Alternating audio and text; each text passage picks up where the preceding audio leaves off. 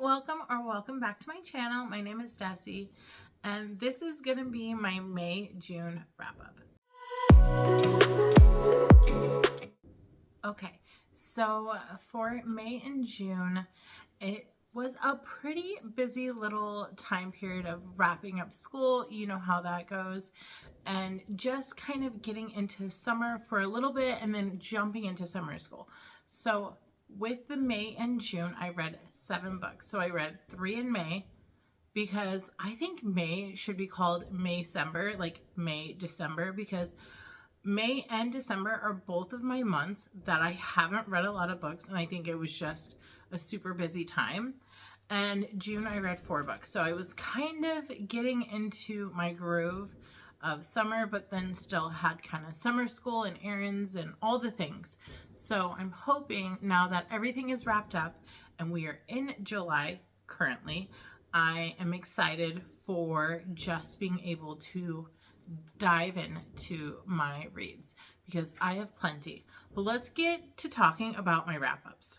So my first book that I read for May was Home is Where the Bodies Are by Jeneva Rose.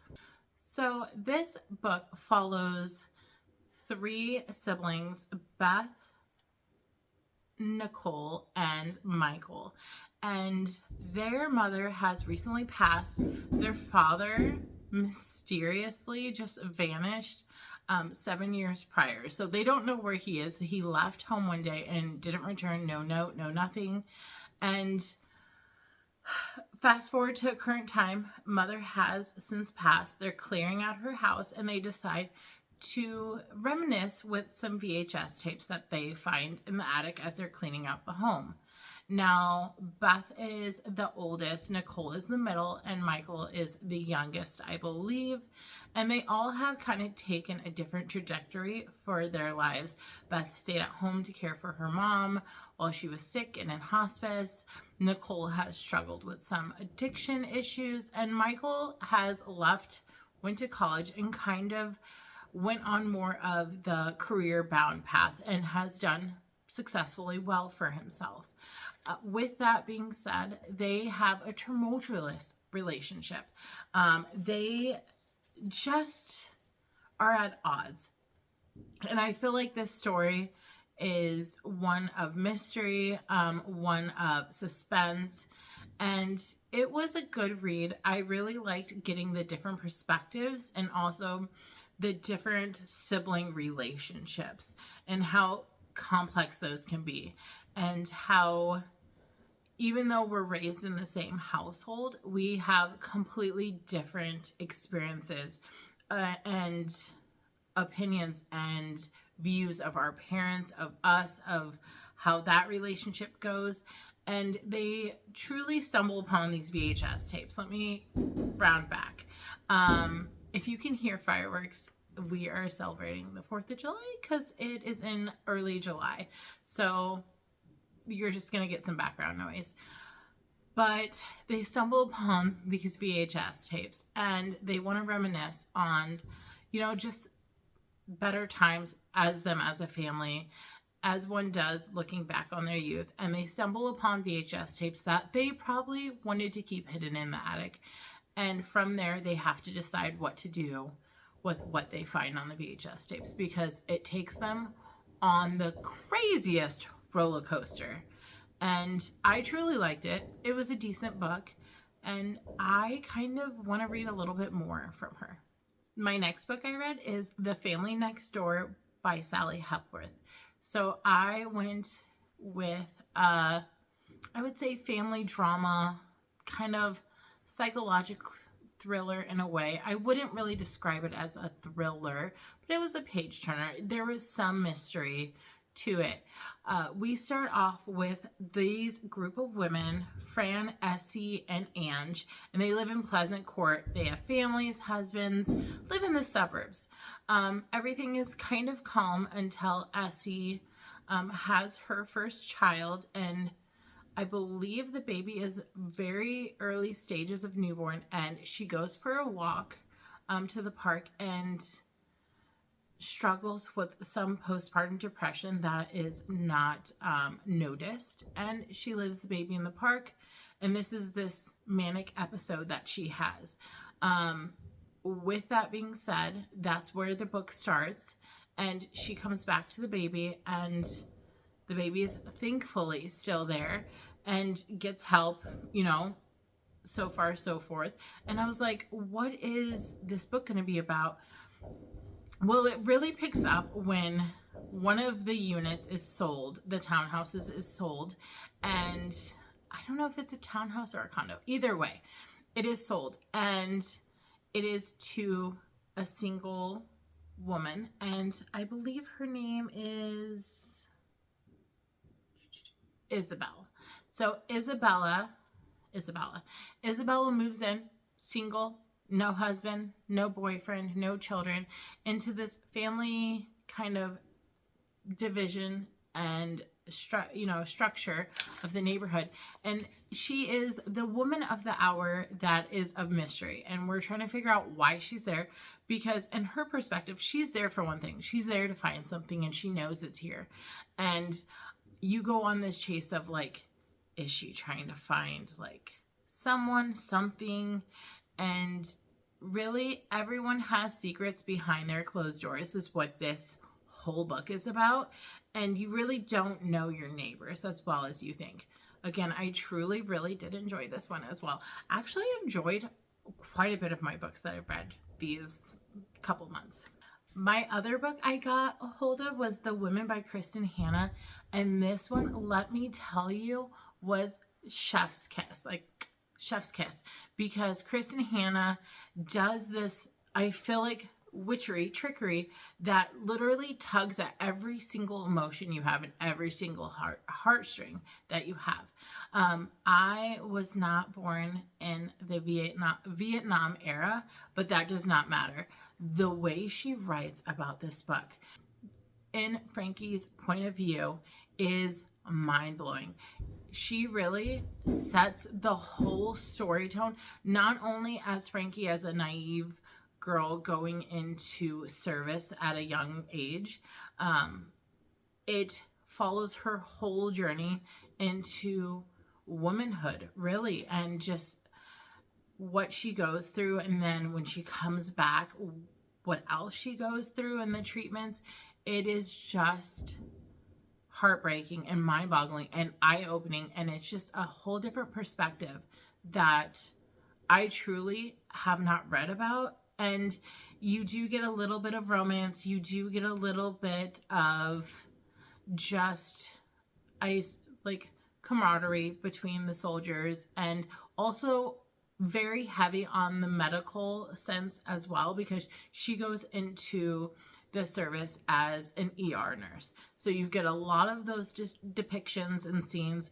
And what throws me for a loop is that she could have so much experience within this field. And then when she comes home, not only the treatment for when she's welcome home is atrocious, but the fact that they don't even consider what she did to be like medically, I don't even know how to even explain this. Like, they're like, you are a nurse, you're not a nurse. You're not a nurse at a hospital. And I'm just like, so her experience is nothing. You're saying her experience doesn't count. And it's wild to me. Wild. It's such a good book. You get different perspectives of her parents, of just the whole time frame. It is such a timepiece historical fiction read. My last book for me is True Biz by Sara Novic, and this was definitely a harder read. We follow a few students, Charlie, Austin, and their student population at a hearing impaired school, and you learn ASL, you learn I would say the good, the bad, and everything in between when it comes to that subject. And February is the headmaster, And she has not only trying to keep this school afloat because it is in desperate danger of closing and budget cuts, but also making sure that the safety of the kids are there, to be an advocate for someone, you know, that has ASL in her life as well. And you get different perspectives. And the one thing I noticed that with Charlie, and there's multiple other point of views too, but what stood out to me is Charlie, parents are divided.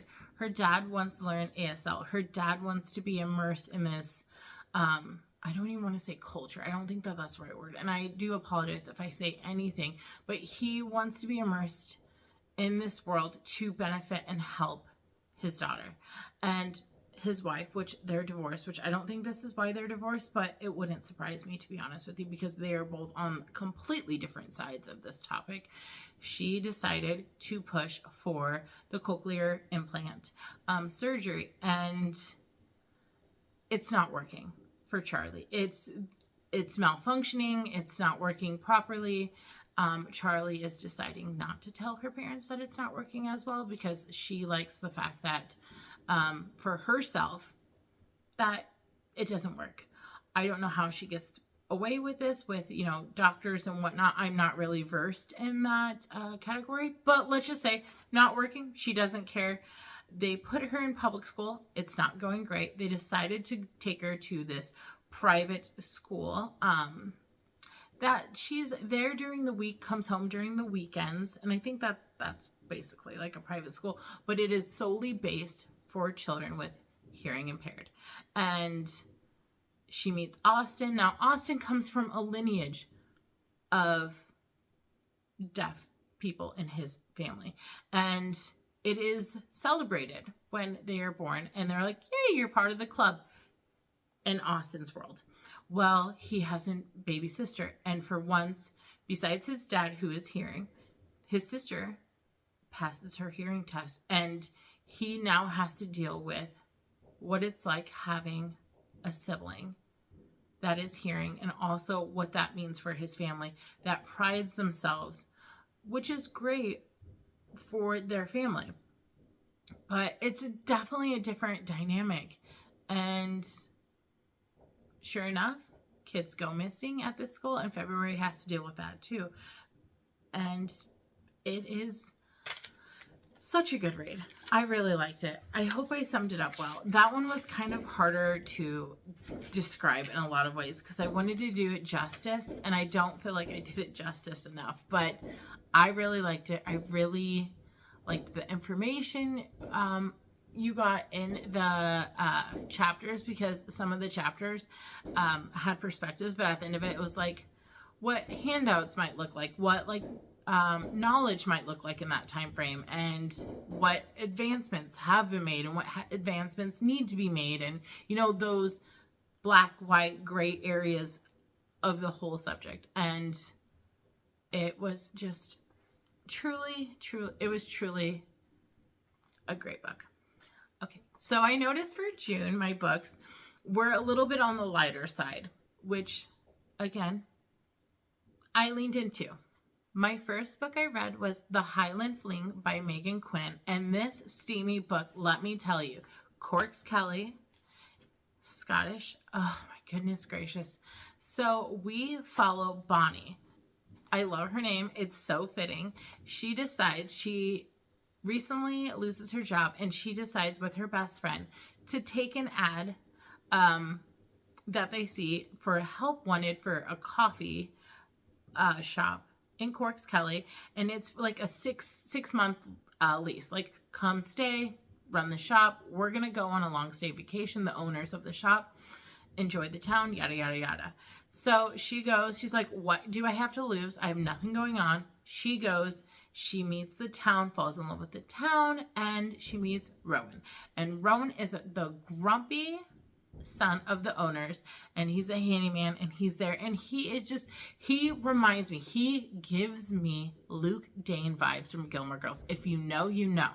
He's a grumpy sunshine type of guy. He's grumpy, but he's soft on the inside, and I love the chemistry. Let me tell you, slow burn. Obviously, I'm giving some spoilers away, sorry, but slow burn. It was just everything I needed and more. And I am on this Outlander Scottish kick lately, and this kind of just quenched my palate a little bit, and I loved it. I've been a real big fan of Meghan Quinn so far. So my next book, It Happened One Summer by Tessa Bailey. And let me tell you, Tessa Bailey had me in a choke hold. This was such a good book. So the book starts with Piper, and Piper is an LA socialite, and she gets into a little bit of trouble after a recent breakup. And her stepfather is fed up with her. He decides to let her know that before her father passed, he had a business in his hometown, and it's a fishing town. And he decides, you know what? I'm going to send you there for 3 months. You're going to work there. You're going to do the business, and you're going to get away from LA. I think that's what you need. I think you need a reality check. I'm going to give you a little bit of money, but then I'm going to cut you off. Kind of like, I'm going to like push you off in the deep end. And let me tell you, her sister goes with her. They go to the town. They meet the townspeople. They meet Brendan, who helps run the bar a little bit. And he is also a fisherman as well. And deep sea fisherman. It is just a good book. Let me tell you. It's a little bit of a slow burn. I loved it. I loved all the characters. I love the small town feel. I love that it's a fishing town. Did I expect myself to be on a boat fishing and getting excited for fishermen to come back? No. Was I excited about this book? 1,000%. Am I going to read the second book? 1,000%. It was a page turner. I was excited when events happened, and I feel like Tessa Bailey knows how to write a good romance book. I'm just going to leave it at that, because never in my wildest dreams did I be like, yeah, that's the kind of grumpy I needed in my life, and it definitely was. I was a little skeptical because I was like, Piper does not seem like a likable character. And let me tell you, the growth that she has from page 1 to the end, last page, phenomenal. Phenomenal. You fall more and more in love with her. And then the second book is her sister story. And let me tell you, I'm excited for that one. My last book of June was a historical fiction, and it was a little bit tough of a subject. And it wasn't, I'm not gonna lie, it wasn't a little bit tough. It was very heart-crushing, and it was a sensitive subject. It was a little bit tough read, but it's that tough that you need. You know, it's that tough you want. It's heartbreaking. It's tragic. It has a little bit of hope in it. It has a little bit of everything. Anyway, so the book is The Kitchen House by Kathleen Grissom. We start with Lavinia. She is recently orphaned. Her parents were traveling on a boat from Ireland to the U.S. for a better life, business opportunities, etc., etc. They pass during the 2-month voyage, and upon arrival to the U.S., one of the passengers, Captain James, I don't know if he was the captain of the ship, semantics, doesn't matter, decides to take her on and adopt her for kitchen help at his tobacco plantation, because he runs a tobacco plantation. He's also a captain. It's his family home. So his wife lives back there. His mom had passed not too long ago, I think. So it's been in his family. Now he's kind of in charge of it. Takes Lavinia, decides to bring her back, puts her in the kitchen house, which is a separate building, strictly for cooking and also for the, I would say, the servants that work in the home have this type of house. They have an interesting ranking system of housing within this plantation, which is eye-opening in itself. But Lavinia is 7 when she arrives. She is, I would say, close to 20 when the story kind of wraps up. And she's a little bit older when it fast forwards. But again, it's through a good decade of her life. We get to know the chosen family for her. What is the twist for me is that there's a certain point that she becomes in her teenage years that Captain James and the Miss Martha have to decide what to do with her, because when her sister comes to visit Miss Martha for the I would say for the holidays, for a little bit of some time together, they kind of raise eyebrows when they see that Lavinia is helping the kitchen staff because they're all black and Lavinia is Irish. She's white.